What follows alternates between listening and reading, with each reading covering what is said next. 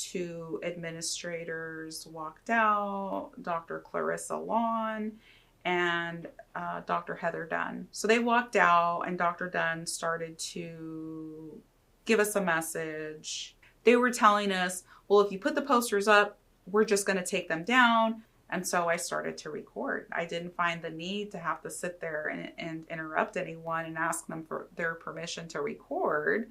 When they came out to us and were standing on public steps a few minutes later, and she looked over after a few minutes of recording. I maybe only recorded a minute of her speaking.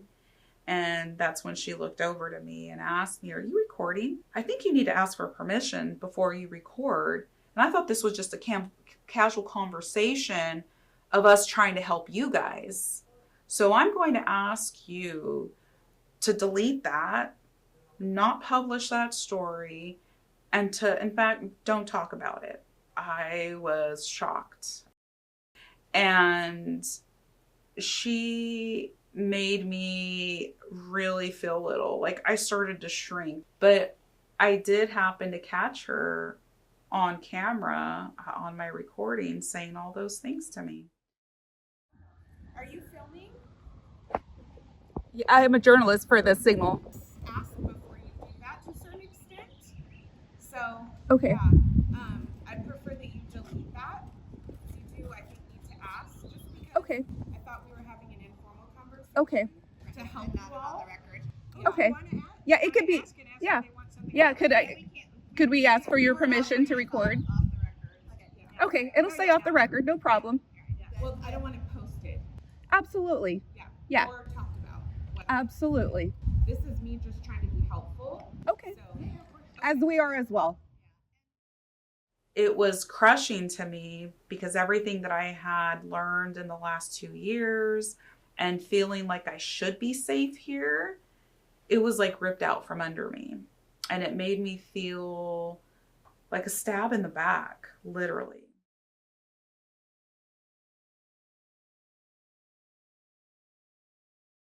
Our journalist asked if we should interview our UPD, our University Police Department, and there were over a dozen UPD there in uniform, and we went and approached this officer, and the reporter asked a few questions. I started recording, didn't think anything of it.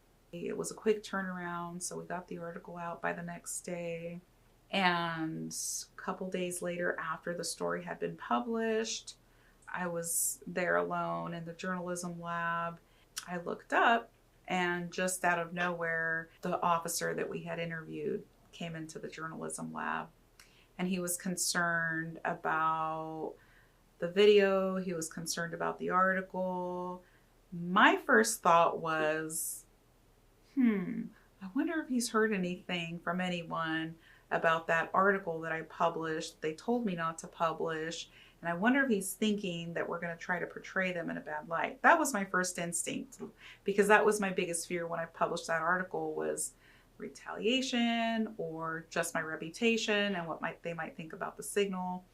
And so I reassured him that there was nothing in that article that was misconstrued or that wasn't accurate. And I was alone there in the office. And I said, you can come see this article. It's on the website, but there's nothing in there. And I ran through the article with him. I said, we actually didn't quote you in anything. We put a very small snippet on the video of you, but we don't even have you talking on there. It's just kind of a small blurb. Honestly, I'm excited for the students to become their ancestors' wildest dreams. Quite simply, our work demands us. And I was showing him, reassuring him that we didn't publish anything, we didn't say anything that you had totally agreed to, but thank you for coming by. And in my mind, I'm thinking, this feels strange. Like, why am I being questioned again as a journalist about my work? And then I was advised that anything that we write about our UPD needs to go through UPD first. They had to make sure that they saw everything beforehand that we published. And then not only was I felt like I did something wrong, but I was made to feel uncomfortable in a space that we've been provided as journalists to feel safe in. And this is an area that only the journalists have key cards to get into. So it surprised me when the officer walked in unannounced and unexpectedly. Our advisor did attend a meeting with our marketing and strategic communications, and the UPD was there, and she basically, it's almost like she's having to educate our administrators and our school about the rights that student journalists have and the protections that we have as student journalists.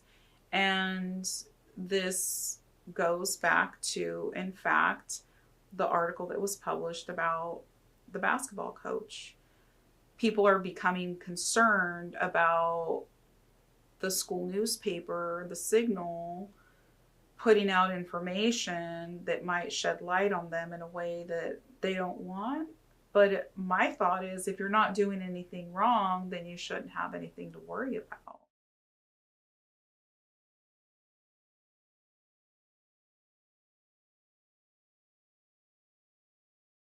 Sent Tuesday, May 28th, 2024 at 5:11 p.m.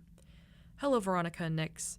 Associate Dean Dr. Clarissa Lawn reached out to our office today to provide clarification that the comments she provided to the Signal on the day of the Stan State Athletics Awards were informational regarding the overall Title IX process in general. She felt her comments, as they were included in the article, were mischaracterized by stating they were in response to the protesters without giving the context that she was speaking about the Title IX process in general. We would like to request the article be clarified to convey Dr. Lawn's comments are about the Title IX process in general and not commenting on any specific incident or investigation. Thank you.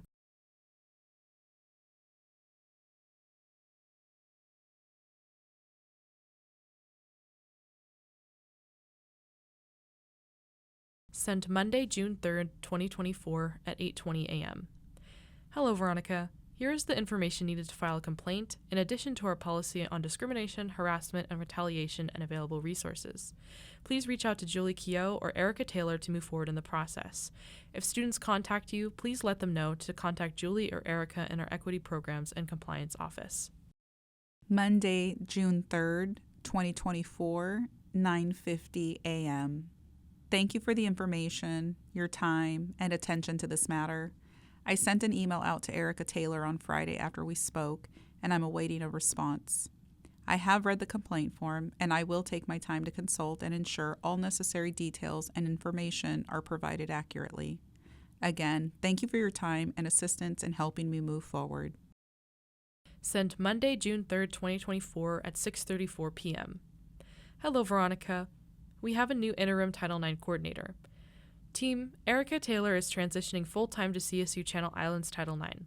Although we'll miss her, we are excited to share Kim Anderson is named interim Title IX coordinator. For those of us who have not met Kim, you can find her company bio here. Kim has partnered with us here in Title IX since February 2024. Tuesday, June 4th, 2024, 8:44 a.m. Hi. This helps explain why I haven't received a response. I will reach out to the interim coordinator. Thank you, Veronica.